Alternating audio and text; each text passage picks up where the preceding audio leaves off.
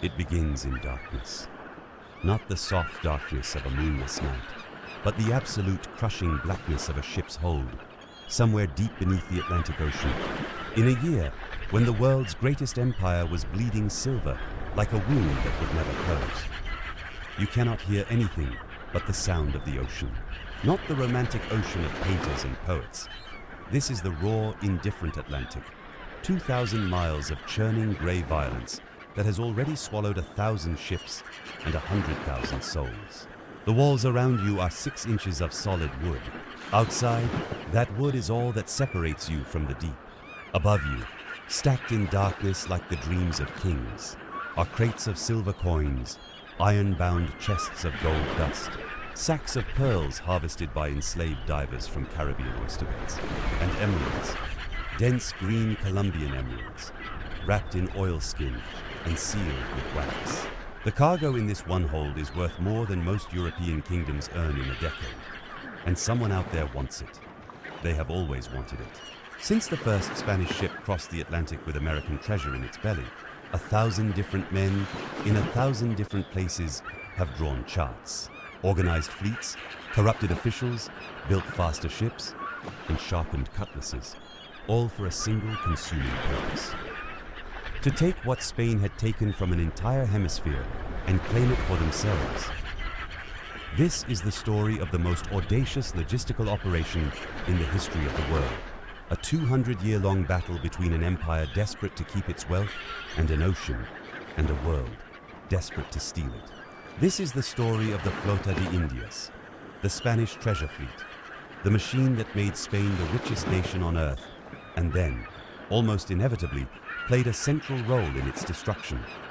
It is a story of silver mountains and burning ships, of hurricanes so catastrophic they rewrite coastlines, of admirals who lost everything in a single morning, of pirates, privateers, corsairs, and sea raiders so hungry for Spain's treasure that they stalked these routes for generations, sometimes succeeding, more often dying, always dreaming.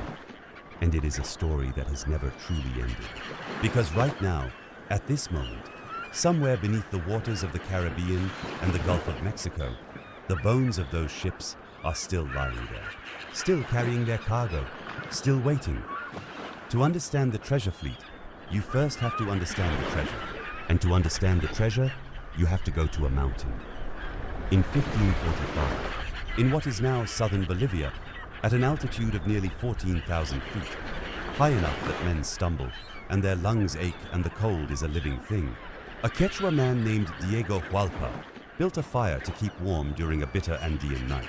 According to the most enduring account of this moment, he looked down in the morning light and noticed something that would change the entire world: veins of pure silver running through the exposed rock face where the heat from his fire had melted the surface away. The mountain was called Cerro Rico, Rich Hill, and it was, according to historians, the single largest silver deposit ever discovered by human beings. Within a decade, a city of 160,000 people had appeared on that barren Andean plateau. At its peak, in the early 17th century, Potosí was larger than London, larger than Madrid, larger than Rome. It was one of the biggest cities in the entire world, and it existed entirely because of a hole in the ground, but the mountain did not give up its silver easily. The Spanish crown implemented a system called the multa, a form of forced labor adapted from an Incan labor tax tradition, but twisted into something far darker. According to historical records examined by scholars, including Jeffrey Cole at the Duke University Press, indigenous men were legally compelled to work the mines in rotating drafts. They were forced underground into tunnels so narrow that men could not stand upright, descending by notched wooden poles hundreds of feet into total darkness, carrying candles made of tallow that guttered and failed in the thin air. Silicosis filled their lungs. Mercury poisoning, from the refinement process introduced in 1571 by Viceroy Francisco de Toledo, slowly destroyed their nervous systems. Historical estimates of mortality rates in those mines are staggering. The Spanish themselves coined a phrase: "A peso of silver costs a peso of Indian blood." But the silver came. God did it come. By 1600, The mines of Potosí alone were producing approximately 9 million silver pesos every year. To put that number in context, the entire annual revenue of the Spanish crown, from all other sources combined, in 1516, had been just 35,000 ducats. Now, a single mountain in South America was generating wealth on a scale that Europe had never imagined possible, and every ounce of that silver had to travel. First by mule and llama trained down from the high mountain city, across Andean valleys to the Pacific coast, then by ship up the coast to the Isthmus of Panama, then by mule again, across one of the most treacherous jungle crossings in the world, to the Caribbean port of Portobelo. Then, and only then, could it begin its journey to Spain. Every step of that journey was a gamble. Bandits haunted the mountain roads. Storms could sink the coastal galleons. The jungle crossing was a gauntlet of fever, snake, and ambush. And waiting at Portobelo was a fleet of galleons surrounded by hungry, desperate men from half a dozen nations, all of them dreaming of the same thing. The silver wasn't even safe once it reached the sea. What waited on the Atlantic was something even more dangerous than bandits or jungle disease. What waited on the Atlantic was everything. In the city of Seville, on the banks of the Guadalquivir River, there was a building that controlled the economic fate of an entire hemisphere. It was called the Casa de Contratación, the House of Trade, founded in 1503 by Queen Isabella of Castile. And for nearly 3 centuries, nothing moved between Spain and the Americas without its knowledge, its permission, or its tax collectors. Every ship that departed for the New World had to be registered here. Every merchant who sent cargo had to declare it. Every ounce of silver returning to Spain was meant to be listed, weighed and taxed at a rate of 20%, the quinto real, the royal fifth. Spain had built, essentially, the world's first bureaucratic machine for extracting wealth from an entire continent, and it was, for a time, extraordinarily effective. According to the convoy system formalized from 1566 onward, designed principally by Admiral Pedro Menéndez de Avilés, one of the most capable naval strategists of the 16th century, 2 separate fleets would leave Spain each year. The Nueva España fleet, or the New Spain fleet, would sail from Seville or Cadiz typically in the spring, bound for Veracruz on the Mexican Gulf Coast. The Tierra Firma fleet, the mainland fleet, would depart in late summer, bound for Cartagena in modern Colombia and Portobelo in Panama. Each fleet typically numbered between 20 and 90 ships. They were not all warships. Most were merchant vessels, broad-beamed naus and urcas stuffed to their waterlines with European goods, wine, olive oil, textiles, books, tools, weapons, glassware, paper. The colonies needed everything that Europe could produce, and they would pay for it in silver. The warships were called the Armada de la Guarda de la Carrera de las Indias, the Guard Fleet of the Indies route, and they were among the most powerful naval vessels afloat. Spanish galleons of this period were floating fortresses. According to the World History Encyclopedia, a typical Atlantic galleon displaced between 500 and 1,000 tons. It carried between 24 and 60 bronze cannons on multiple gun decks. It had crews of 200 men and a contingent of professional soldiers. Its high stern castle and forecastle gave marksmen elevated firing positions over any enemy ship that tried to come alongside, and fixed to its yardarms were great crescent blades, designed specifically to shred the rigging of any vessel foolish enough to try to grapple. A pirate ship attacking a Spanish galleon in open water was not a daring adventure. It was more likely suicide, but pirates were not stupid. The men who hunted Spain's treasure rarely attacked the galleons themselves. They attacked where Spain was weakest, isolated stragglers separated from the convoy by storms, small tributary vessels ferrying treasure to the main fleet, the treasure ports themselves, where the wealth was concentrated, but where the soldiers were drunk and the walls were sometimes unfinished. They attacked everything except the thing that was hardest to attack, and they waited. They waited for a moment when the convoy system would fail, when a storm would scatter the fleet, when a political crisis would delay the departure, when some combination of human error and natural catastrophe would crack that magnificent machine open and pour its contents onto the sea. They didn't have to wait forever, before the convoy system existed, before the warship escorts. Before the carefully regulated sailing seasons and the fortress ports and the royal decrees threatening captains who broke formation with ruinous fines, before any of that, Spain moved its treasure in small groups of ships and trusted in the vastness of the ocean to hide them. It was a naive strategy, and in 1522, it was shattered in a moment so dramatic, so unexpected, that it changed European politics overnight. 3 Spanish ships were sailing off the coast of Portugal, making their way back towards Seville. They were carrying something extraordinary, the personal treasure of Hernán Cortés, the conqueror of the Aztec Empire. This was not merely coin and silver bar. This was the artistic wealth of an entire civilization. Gold masks, feathered headdresses, jade carvings, intricate jewelry, objects so strange and beautiful that even Cortés himself had been rendered speechless.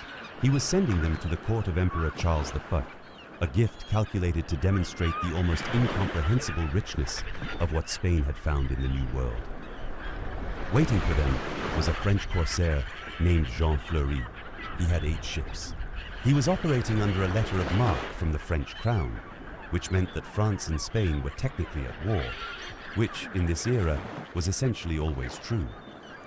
But this was no ordinary privateering raid. Fleury had intelligence. He knew what was coming. He attacked at Cape St. Vincent, at the southwestern tip of Portugal. What Fleury and his men found when they cracked open those Spanish hulls was something none of them had ever seen. According to historical accounts, they took 3 massive chests of solid gold bullion, 500 pounds of gold dust, 680 pounds of pearls, crates of emeralds, and then the strange, alien, utterly priceless objects of Aztec art. Objects that made even hardened French sailors go quiet and stare. The treasure was brought to France. It was displayed publicly. The courts of Europe, which had heard rumors of Spanish wealth in the Americas, now saw the evidence with their own eyes. According to the World History Encyclopedia, the news of this capture spread across the continent like wildfire. Every king, every merchant, every ambitious sea captain in Europe now understood something that Spain had been trying very hard to keep secret. The New World was not merely rich. It was incomprehensibly, almost insultingly, unfairly rich.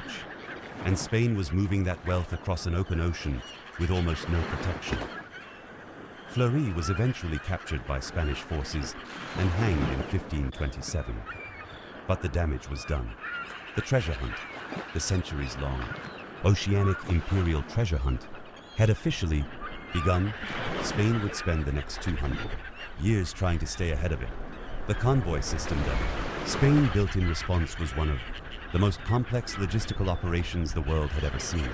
Understanding how it worked, the machinery of it, the sheer human effort is essential to understanding both its magnificence and its inevitable failure. Every spring, the docks of Seville were a scene of barely controlled chaos. Hundreds of ships crowded the Guadalquivir River, crews shouting across the water, dock workers loading barrels of biscuit and salt pork, merchants arguing with customs officials over cargo manifests, priests blessing vessels with holy water poured from silver vessels, and soldiers drilling on the deck with harquebuses and pikes. The air smelled of tar, saltfish, sawdust, and livestock. There were mules on the docks. There were goats. There were, on occasion, caged monkeys and parrots being shipped as exotic gifts for colonial officials who had everything except something to make them laugh. The fleet typically assembled at the Canary Islands, the Spanish-controlled archipelago off the African coast, where ships took on final water and provisions. Then came the crossing. The Atlantic trade winds pushed them southwest and then west, in a long curving route that brought them to the Caribbean after a voyage of roughly 6 to 8 weeks. The passage was brutal for ordinary sailors. The rations were measured out by bureaucrats who had never spent a day at sea. Hardtack crawling with weevils, salt pork that smelled of brine and rot, a daily ration of water so precious that theft of it was punishable by flogging. Scurvy appeared after 6 weeks without fresh food. Men's gums blackened and bled. Their teeth fell out. Their old wounds reopened, as if their bodies were trying to reverse time. And that was in good weather. Atlantic storms in this era were not meteorological events. They were apocalypses.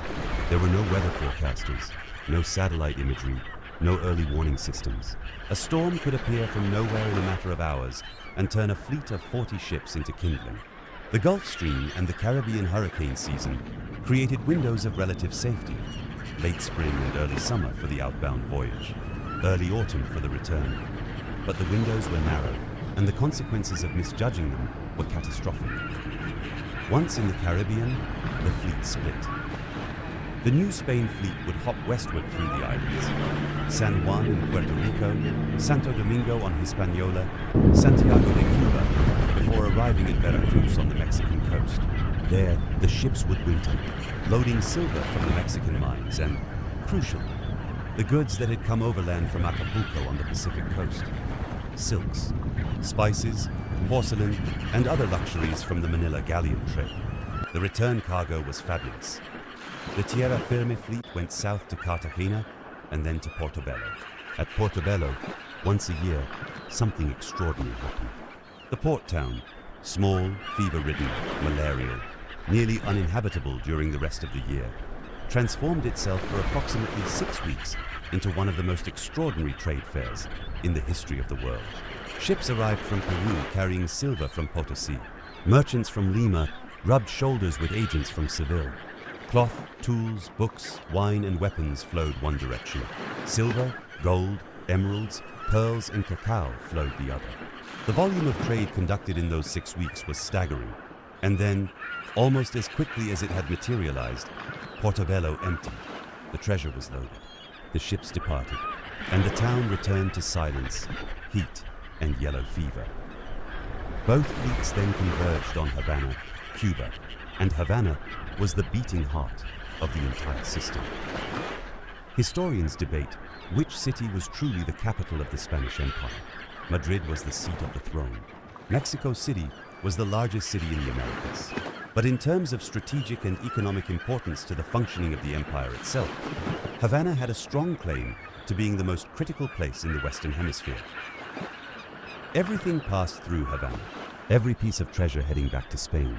Every fleet from the New Spain convoy and the Tierra Firme convoy came here to rendezvous, to resupply, to wait for the weather window, and to assemble the massive combined fleet for the Atlantic crossing. By the mid-18th century, Havana's fortifications included Morro Castle and the Punta Fortress, guarded by 6,000 soldiers and 180 cannon, making it one of the most heavily defended ports in the world. The narrow harbor entrance, barely wide enough for 2 ships to pass, could be blocked by a single iron chain stretched across the water. But security came at a cost. Ships waiting in Havana could wait for weeks, sometimes months. The crews were bored, drank heavily, fought with each other, and died of tropical diseases at alarming rates. The captains grew anxious, watching the calendar and calculating the hurricane season with increasing desperation. The merchants fretted over the interest mounting on their loans.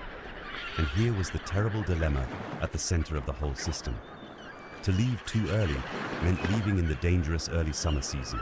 To leave too late meant sailing directly into hurricane season, the brutal Atlantic hurricane corridor through which every returning fleet had to pass. There was no safe time. There was only a slightly less dangerous time.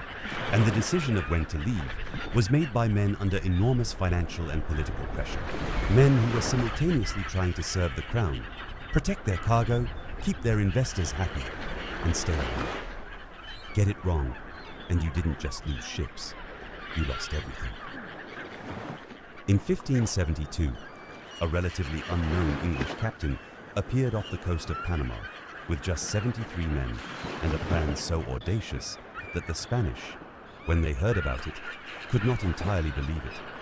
His name was Francis Drake. Drake's first target was Nombre de Dios, the Spanish treasure port that Portobelo would eventually replace, where silver from Peru was stockpiled before being loaded onto the treasure fleet. He attacked at night, with drums and trumpets making as much noise as they could. The Spanish garrison, caught entirely off guard, fled into the darkness. Drake's men burst into the town and found, in the governor's house, a pile of silver bars so large that Drake reportedly said it was worth more than he could carry. According to historical accounts, he was badly wounded in the assault, and his men, alarmed by his weakness from blood loss, dragged him back to the ships before they could load the silver. He left empty-handed. But he wasn't done. In 1573, Drake returned. This time, he had help from an unexpected source. A group of free African men called the Cimarrons, escaped slaves who had fled into the Panamanian jungle and built their own society there, and who hated Spanish power with a fury that went far beyond mere economics. The alliance between Drake and the Cimarrons was one of the most remarkable and largely forgotten partnerships in maritime history. Together, they ambushed a mule train carrying silver overland from Panama City to Nombre de Dios. They took it cleanly. Drake reportedly climbed a tree on the Continental Divide, the only place on the Isthmus of Panama where you could see both the Pacific Ocean and the Caribbean on the same day, and stared at the Pacific, reportedly saying that he hoped to sail it one day in an English ship. He did. In 1579, during his circumnavigation of the globe, Drake intercepted a Spanish treasure ship in the Pacific, the Nuestra Señora de la Concepción, nicknamed unforgettably Cacafuego by her own crew. He caught her off the coast of Ecuador. She was loaded with 26 tons of silver bullion, 13 chests of silver plate, 80 pounds of gold, and a vast quantity of gemstones. According to the World History Encyclopedia, the total value was at least 1.5 million ducats, more than the annual income of several European kingdoms combined. It made Drake the richest man in England. Queen Elizabeth I, fully aware of what this meant diplomatically, knighted him on the deck of his own ship. Spain protested furiously. England smiled. But Drake's raids, spectacular as they were sideshows. He never stopped the fleet. He never broke the system. He was a wound, not a killing blow. For that, Spain would have to look closer to home, at a different kind of enemy, one operating in Caribbean waters with a different, more systematic brutality. For that, Spain would have to face the Buccaneers. They lived on an island called Tortuga, off the north coast of Hispaniola, a jagged, fortified rock that Spain could never quite take back, no matter how many times they tried. And they called themselves, with characteristic dark humor, the Frères de la Côte, the Brotherhood of the Coast. The Buccaneers were not, initially, sailors at all. They were hunters, French, English, Dutch, and occasionally Portuguese men who had been driven off their farms or plantations by Spanish colonial forces and had retreated into the wilder corners of Hispaniola to hunt the feral cattle that roamed those forests. They smoked their meat over open fires on wooden frames called boucans, which is where the word buccaneer comes from. They wore rough clothing made from animal skins. They drank heavily. They were, by the standards of the day, extraordinary woodsmen and marksmen. But then Spain drove them off the island entirely. And with nowhere to go, no livelihood, no land, and a burning collective grievance against Spanish colonial power, they turned to the sea. They armed themselves. They raided. What they discovered was that the Spanish Caribbean, for all its treasure and fortification, had a fatal weakness. It was enormous. The Spanish Main stretched from the Yucatan Peninsula to the mouth of the Orinoco River. It had thousands of miles of coastline, hundreds of islands, dozens of ports, and a colonial military stretched impossibly thin across all of it. Spain could build impenetrable fortresses in Cartagena and Havana and Portobelo, but it could not guard every cove, every inlet, every small colonial town that had grown up around a sugar plantation or a cattle ranch. The Buccaneers didn't need to take on the big targets. They hit everything else. And then came a man who thought bigger than any of them, a Welsh-born privateer who turned the buccaneer tradition into something approaching a professional military operation. A man who, according to historical records, combined genuine tactical genius with a capacity for violence that occasionally disturbed even his own men. His name was Henry Morgan. In January 1671, Henry Morgan did something that Spanish military planners had considered physically impossible. He crossed the Isthmus of Panama. Panama City, on the Pacific coast, was the hub of the entire Peruvian silver system. It was where the silver from Potosí arrived after crossing the continent, before being distributed to mule trains heading to Portobelo. It had been considered utterly safe from naval attack for a simple reason. It faced the Pacific, and no enemy fleet had ever crossed Panama from the Caribbean side. The jungle was too dense, the rivers too treacherous, the heat too lethal, and the Spanish forces guarding the route too strong. Morgan didn't care. He assembled a force of approximately 1,200 men, buccaneers from a dozen different nations, and began moving up the Chagres River by canoe, then overland through jungle so thick that the light was green and permanent. His men ran out of food almost immediately. The supply system had failed. They were eating leaves, leather, and, according to contemporary accounts, what leather goods they could find in the few Spanish outposts along the route, boiling sword belts and satchels until they were soft enough to chew. After 9 days, they emerged onto a plain above Panama City. They were exhausted, starving, and in no condition to fight anyone. The Spanish governor, Juan Pérez de Guzmán, had assembled a force of cavalry and infantry. Reinforced by a herd of wild bulls, he planned to drive into Morgan's ranks. He outnumbered Morgan. He had cavalry. He had defenders. The bulls stampeded in the wrong direction. Morgan's musketeers drove off the cavalry with disciplined fire. By afternoon, Panama City was burning. What Morgan found inside the city's warehouses and churches and private houses was spectacular. Gold, silver, cloth, merchants' personal treasuries. But the real prize, the shipments of Peruvian silver, had escaped. The Spanish had loaded it onto boats and sailed out into the Bay of Panama before Morgan arrived. He could see the sails from the burning city. He never caught them. Morgan returned across the isthmus, loaded with what he had found, but without the main prize. He was recalled to London, arrested, briefly, and largely as a diplomatic gesture, and then, astonishingly, knighted and appointed Lieutenant Governor of Jamaica. The Spanish protested.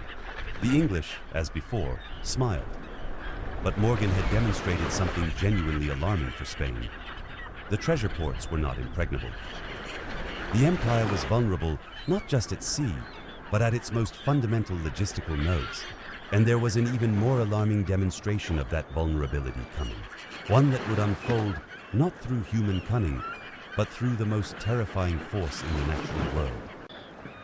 Before the storm, there was a heist, arguably the greatest sea heist in history. In September 1628, a Dutch naval commander named Piet Pieterzoon Hein accomplished something that no enemy of Spain had ever managed, and that none would ever manage again. He captured not individual ships, not a small straggler separated from the convoy, not even a dozen vessels caught in a surprise attack. He captured the entire New Spain treasure fleet, every ship, all the silver. At once, Piet Hein was no ordinary privateer. He was Vice Admiral of the Dutch West India Company, the WICE, an organization that was essentially the Dutch government's instrument for dismantling the Spanish Empire in the Americas, funded by shareholders and operating under letters of marque that gave it official state sanction for acts of war that would otherwise be piracy. Hein himself had spent years learning the Caribbean, its currents, its winds, its hiding places. He had also spent 4 years as a Spanish galley slave in his youth, captured during an earlier raid, and the experience had left him with a specific, personal, institutional hatred of Spanish power. In 1628, he arrived in the Straits of Florida with 31 warships. The Spanish treasure fleet, commanded by Admiral Juan de Benavides, had been warned that Dutch forces were in the area. Benavides made a decision that historians have argued about ever since. Rather than pressing through to open water, he ordered his ships into the Bay of Matanzas on the north coast of Cuba, perhaps hoping to outrun the Dutch or wait them out. He had sailed into a trap. Hein's ships were faster, his gunners were better trained, and when the Spanish ships tried to maneuver in the constricted waters of the bay, they found themselves surrounded. Benavides faced an impossible choice: fight and almost certainly be destroyed, or surrender. He surrendered. According to historical records, the engagement was so one-sided that almost no shots were fired. The Spanish captains, reportedly, were shaking. Hein took 46 tons of silver, along with quantities of gold, cochineal, hides, sugar, and indigo. The total value was somewhere between 11 and 12 million Dutch guilders, enough to pay the Dutch West India Company's entire dividend for the year and fund a substantial new naval campaign. In Amsterdam, Hein returned to a hero's welcome. There were songs written about him. There were medals struck in silver, captured from those very ships. Children in the Netherlands were taught his name. In Spain, Admiral Juan de Benavides was court-martialed. He was found guilty of cowardice and dereliction of duty. The sentence was death. According to historical records, he was executed by beheading in the public square of Seville. The Spanish admiral lost not just his fleet, but his life, because he had surrendered without fighting. The silver never came home. The Dutch spent it building their empire. But even this catastrophe, the only time in the entire 2.5 centuries of the treasure, fleet's operation that an enemy captured the entire fleet at once, was not the worst thing that ever happened on those routes. The worst thing came not from human ambition, it came from the sky. At dawn on July 31st, 1715, 11 Spanish ships were sailing north through the Bahama Channel, following the Florida coastline in the pre-dawn darkness, riding the Gulf Stream, their holds filled with a treasure so vast it had taken years to accumulate. These ships were the combined fleet of 2 separate convoys. The New Spain fleet, commanded by Captain General Juan Esteban de Ubilla, and the Tierra Firme fleet, commanded by Captain General Antonio de Echevez. They had waited in Havana for months, first because the silver was delayed in transit from Mexico, then because political complications at the colonial level had further postponed departure. The hurricane season was already beginning when they finally sailed. Every experienced navigator on those ships knew they were cutting it dangerously close. What? They may not have known, because there was no way to know it. 1715 was that of Category 4. Hurricane was moving north-northwest across the Caribbean directly toward the Florida coast. The weather gave almost no warning. The morning had been calm, the sea a deceptive blue-green, the sky clear at dawn. Then, with a speed that survivors would struggle to describe coherently, the world ended. The barometric pressure dropped so fast that experienced sailors felt it in their ears. The wind shifted, backed, then came screaming out of the northeast with a force that tore rigging apart in seconds. The waves stopped looking like waves and started looking like moving mountains, 40 feet from trough to crest, breaking in cascades of white water that crashed over gunwales and swept men into the darkness. According to records preserved by the 1715 Fleet Society and documented by NOAA researchers, the storm hit approximately 2 a.m. on the morning of July 31st. Within hours, 10 of the 11 ships had been driven onto the shallow reefs and sandbars of the Florida coast, stretched across approximately 35 miles of shoreline.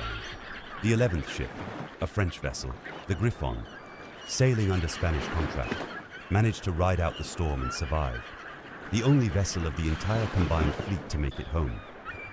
General Ubilla himself died when his flagship, the Capitana, was driven onto the reef. According to available historical sources, somewhere between 700 and 1,000 people perished in the wrecks. The official Cuban records cited by Wikipedia suggest approximately 1,500 deaths, though scholars debate the precise figure. The survivors, perhaps 1,500 men, women and children, found themselves on a strange, empty stretch of Florida beach at dawn, surrounded by wreckage, with no town within reach, in a place that no European had settled, in the middle of summer, in one of the hottest and most insect-plagued environments in North America. What they found on that beach was surreal. The sea had given back some of the treasure.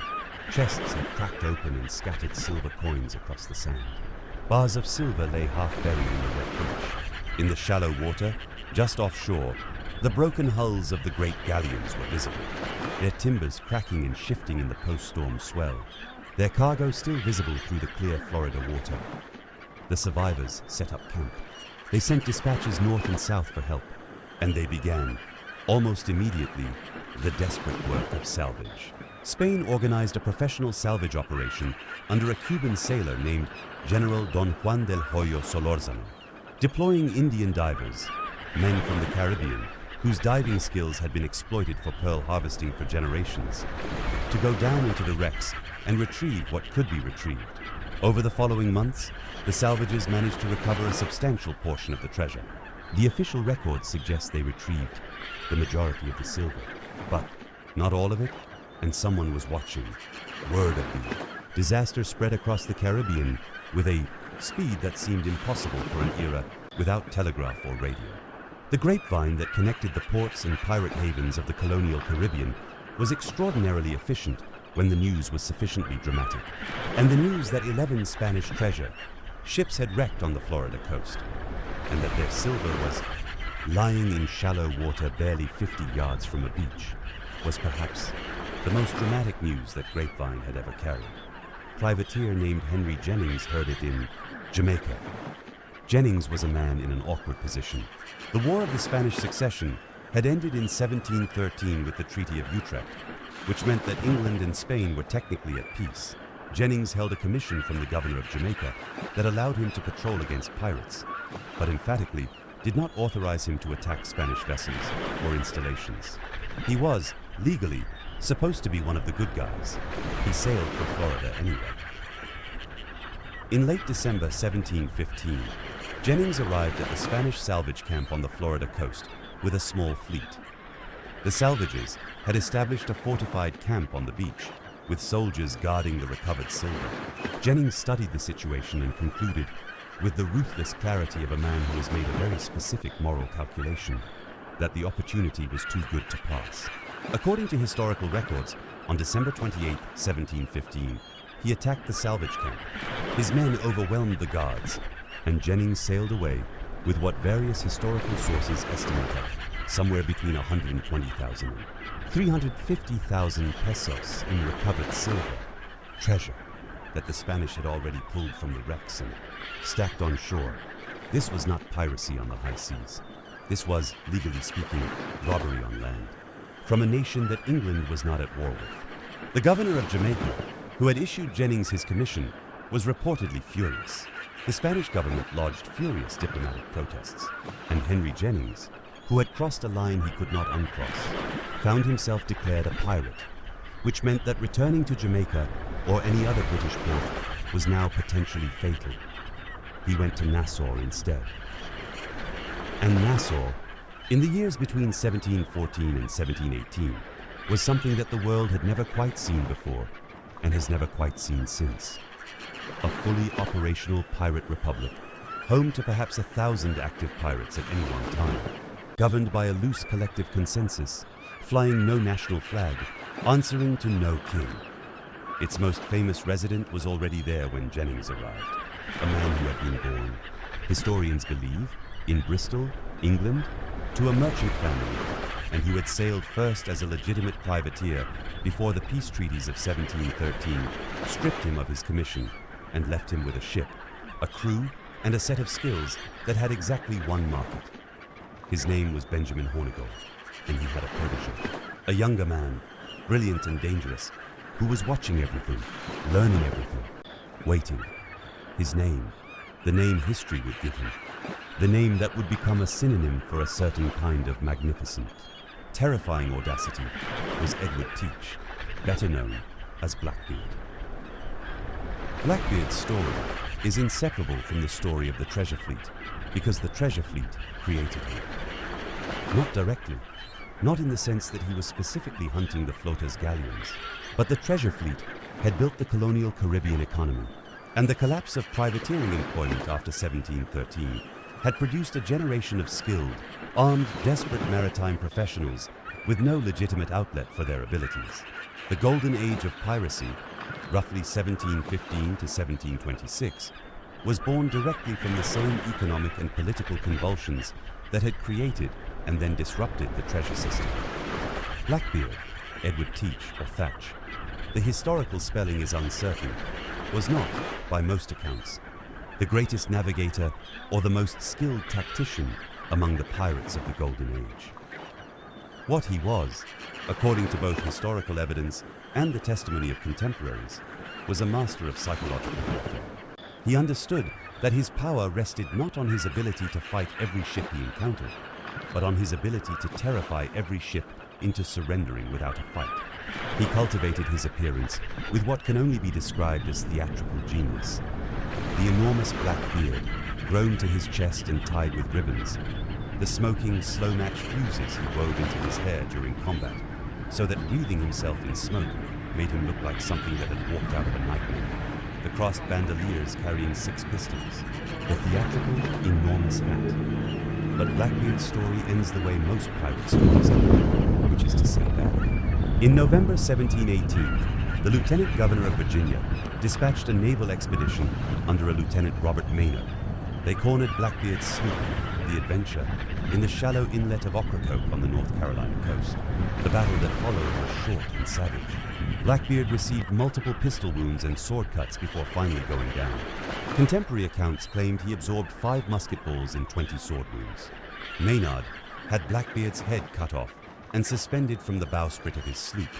A brutal, deliberate piece of symbolism, a declaration to every man still sailing under the black flag that the era was ending. The golden age of piracy ended. The pirates were suppressed, hanged, or pardoned. Woodes Rogers, himself a former privateer, was made governor of Nassau and broke the pirate republic by offering a royal pardon to any pirate who surrendered and hanging those who refused. The executions at Nassau in 1718 were public and deliberate. 8 pirates hanged in a single day, their bodies left swinging as a warning to anyone still considering the profession. But even with the pirates gone, the treasure fleet was already dying. The machines that had built it were failing. The silver mines of Potosí, which had once produced 9 million pesos a year, were exhausted. By 1700, they were producing less than a quarter of their peak output. The meter system had devastated the indigenous population so severely that there were not enough workers to dig deeper. The mercury mines that supplied the refinement process were also depleting. The economic engine at the heart of the entire system was running on fumes. At the same time, Spain's empire was hemorrhaging in other ways. The War of the Spanish Succession, which ended in 1713, had forced Spain to grant Britain trading privileges that broke the old monopoly. British ships now had the right to trade directly with Spanish colonial ports, which meant that the treasure fleet was no longer the only conduit between the New World and European markets. The entire justification for the convoy system was undermined, and then came 1733. A second major hurricane disaster, as if the Atlantic were delivering a final judgment. Another treasure fleet caught in another storm off the Florida Keys. According to records preserved by the Florida Underwater Archaeological Preserves, the fleet's flagship, the Capitana, ran aground near Upper Maticum Key. 18 of the fleet's vessels were wrecked or badly damaged. Remarkably, the loss of life was much lower than 1715. The Spanish had learned to respond quickly, but the treasure lost was enormous, and the reputation of the system suffered another catastrophic blow. By the mid-18th century, the convoy system was a shadow of what it had been. The Casa de Contratación, that magnificent bureaucratic machine created in 1503, was finally abolished in 1790. The last regular treasure fleet, convoy had effectively ceased decades earlier. Spain, recognizing the impossibility of maintaining the old monopoly in a world where British, French, and Dutch commercial power had fundamentally changed the economics of Atlantic trade, allowed its colonies increasingly free access to other markets. The era was over, but the treasure was not. Here is where the story does something unexpected. It refuses to stay in the past.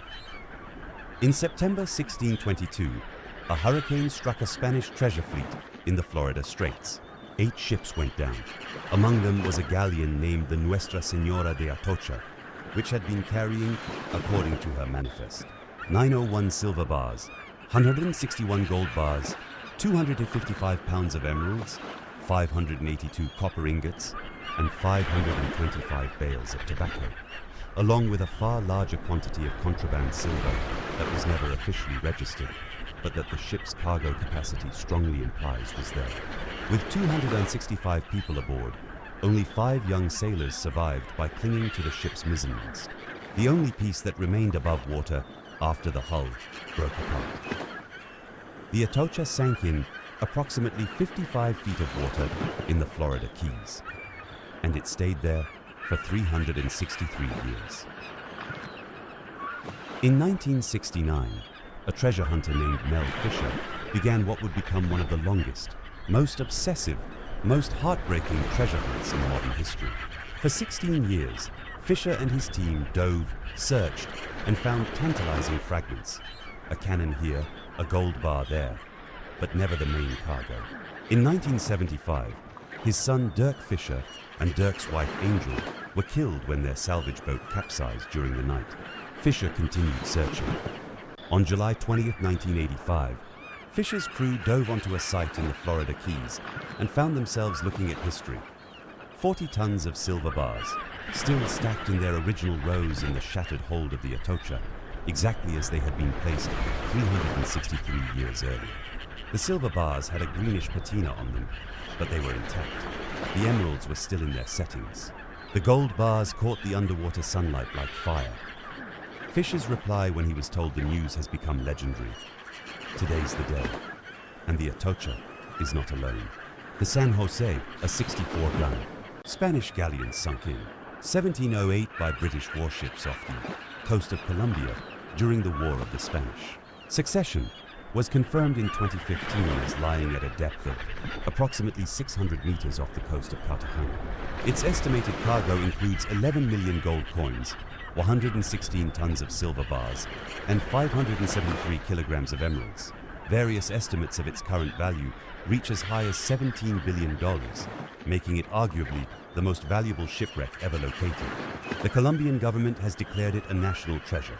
Multiple parties, including Colombia, Spain, the indigenous Bolivian community that produced the silver, and a private salvage company, are engaged in a legal and diplomatic dispute over its ownership that, as of the writing of these words, remains unresolved. The treasure fleet is still producing drama, still producing conflict, still producing the same question that has haunted every person who ever heard about it. Who does the treasure ultimately belong to?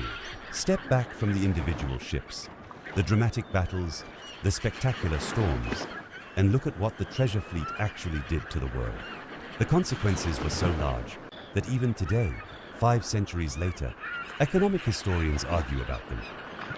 The most immediate impact was the European price revolution of the 16th and 17th centuries. According to historical economic analysis presented in sources including Wikipedia's summary of the treasure fleet's fiscal data, approximately 4 billion silver pesos were produced by Spanish-American mines during the operation of the fleet system, of which roughly 2.5 billion were shipped to Europe. The sudden injection of this volume of silver into European monetary systems caused dramatic inflation. Prices across Europe roughly tripled between 1500 and 1650. Scholars debate the precise mechanism and the degree to which American silver specifically was responsible, but the correlation is widely acknowledged by economic historians. Crucially, the silver did not stay in Spain. Of the estimated 11 million pesos arriving in Spain in 1590, approximately 2 million went immediately to France for imports, 6 million to Italy for military expenses and goods, and 1 million to the Ottoman Empire. Spain was, in effect, a conduit through which American silver flowed into the global economy, enriching Spanish merchants and the crown temporarily, but ultimately enriching the whole of Eurasia. The silver eventually flowed to China, where demand for Spanish silver pieces of 8 was so high that they remained a standard trade currency in East Asian markets for centuries. Spain itself was, paradoxically, ruined by its own treasure. The influx of silver drove inflation so high that Spanish manufacturing became uncompetitive. It was cheaper to buy goods from France and England than to make them domestically. Spain's industrial base atrophied. The crown, awash in silver revenue, borrowed extravagantly against future shipments and accumulated debts that eventually became unpayable. According to economic historians, the crown declared a form of bankruptcy on its short-term debts at least 4 times in the 16th and 17th centuries. By 1665, Spain's short-term debts were 30 million pesos and its long-term debts were 300 million. In an era when the entire system was producing roughly 9 to 11 million pesos per year. The treasure fleet had given Spain the world, and then the world had spent 2 centuries taking it back. The convoy system itself had consequences that extended far beyond Spanish imperial economics. It was, as historical sources including Wikipedia describe, the world's first permanent transatlantic trade route. It demonstrated, definitively and for the first time, that regular, organized commercial navigation across the Atlantic was not merely possible, but profitable. Every subsequent Atlantic trade system, British, Dutch, French, Portuguese, was modeled on what Spain had built. The logistics of transoceanic convoy, the organization of trade ports, the systems of insurance and taxation and cargo manifesting, all of these were problems that Spain had solved first, and that everyone else copied, adapted, or improved upon. The violence that attended the treasure fleet also changed maritime warfare permanently. The arms race between Spanish galleons and the ships hunting them drove the development of naval artillery, hull design, and tactics that directly led to the great naval battles of the 17th and 18th centuries. The cannon-armed sailing warship, the weapon system that would dominate naval warfare until the mid-19th century, was refined and perfected. In the crucible of the treasure route, and the routes themselves, the specific lanes of the Spanish treasure fleet, became the permanent arteries of Atlantic civilization. The ports of Cartagena, Havana, Veracruz, and Portobelo were not simply stops on a trade route. They were the seeds of cities that still exist, still thrive, still carry the architectural and cultural DNA of those first frantic years when Spain was trying to build the infrastructure of an empire fast enough to use the treasure it was finding. Every year, on a stretch of Florida coastline that locals call the Treasure Coast, the same stretch where the 1715 fleet went down, people walk the beach after storms with metal detectors and bare feet. They are not wealthy treasure hunters. They are ordinary people who have heard the story, who know what lies just offshore beneath the sand, and who cannot quite resist the possibility that the ocean, in one of its rare, generous moods, might have given something back. Sometimes it does.